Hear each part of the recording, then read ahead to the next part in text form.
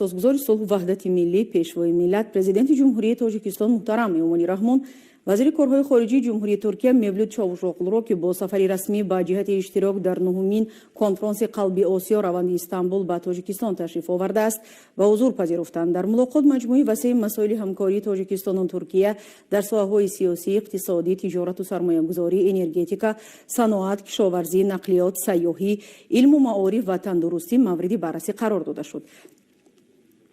در این ضمن ضرورت تنظیم ملاقات و مذاکرات و تماس‌های سطح عالی در آینده نزدیک تاکید گردید. جانب‌ها فعالگردانی کاری کمیسیون مشترک بین حکومتی عاید به همکاری اقتصادی و برگزاری فرم‌های صاحبکاران و نمایشگاه‌های مال‌های استحصالی را وسیله مهمی تحکیم و توسعه تمام مجموعه همکاری‌ها ارزیابی کردند.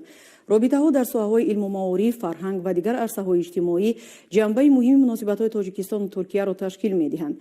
در این جهت از فعالیت آژانس همکاری بین‌المللی ترکیه اظهار قناعتمندی کرده شد.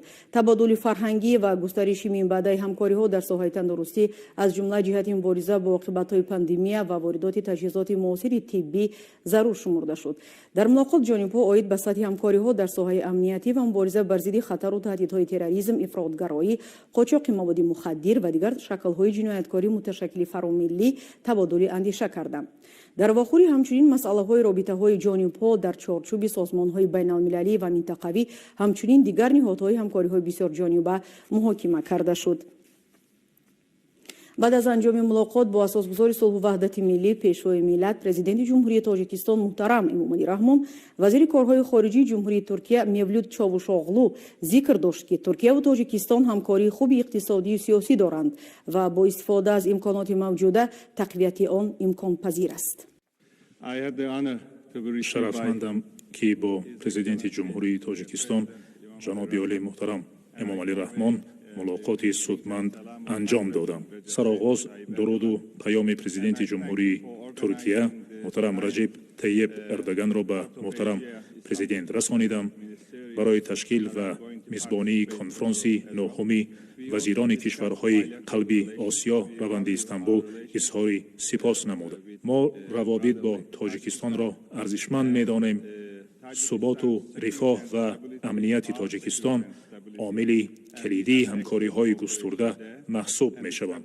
همکاری در ساحه امنیت با جمهوری تاجیکستان خیلی مهم ارزیابی می‌شود. در راستای ارتباطات آسیای مرکزی علل خصوص جمهوری تاجیکستان نقشی عمده می‌بازد برای گسترش همکاری‌ها در ساحه و عرصه‌های اقتصاد، تجارت، سرمایه‌گذاری، فرهنگ، سیاحی، معارف، نقلیات و انرژتیکا با جمهوری تاجیکستان علاقمندی جانب ترکیه اظهار گردید.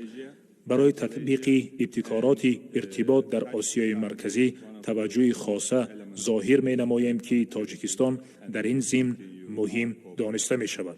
این زمان ما مسئله های تدارکاتی تشکیل سفر رسمی پرزیدنت جمهوری ترکیه را به جمهوری تاجیکستان بررسی نموده ایستادیم که در حاشیه آن نیت داریم جلسه نخستین شورای همکاری را برپا نماییم.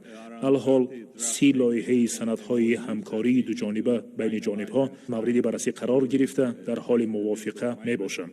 با استفاده از فرصت من پرزیدنت جمهوری تاجیکستان محترم جناب عالی را از نام رهبری عالی جمهوری ترکیه به فوروم دیپلماتی انتالیا روزهای 18-20 ایون که قرار بود سال گذشته برگزار گردد اما بنابر همهگیری بیماری سرایتی کرونا ویروس موقوف گذاشته شد دعوت نمودم. اینچنین ما عین زمان برای آمادگی جهت تشکیل برگزاری جلسه کمیسی مشترک بین حکومتی که قرار است احتمالاً ماه آگوست امسال در شهر دوشنبه برگزار گردد آن را تشکیل نموده در حاشیه آن یک ملاقات دایره صاحبکاران را برپا نماییم. از جانب خود ما اینچنین تصمیم و مایل هستیم تا که جلسه کمیسی مشترک بین حکومتی را که همرئیسی آن را وزیران صنعت و تکنولوژی‌های نو هر دو جانب بر دوش خواهند داشت تقویت بخشیده افزون گردانیدن تجارت دو جانبه و جلب بیشتر سرمایه گذاری ها به اقتصادیات تاجیکستان جان ناک نماییم. تشکر.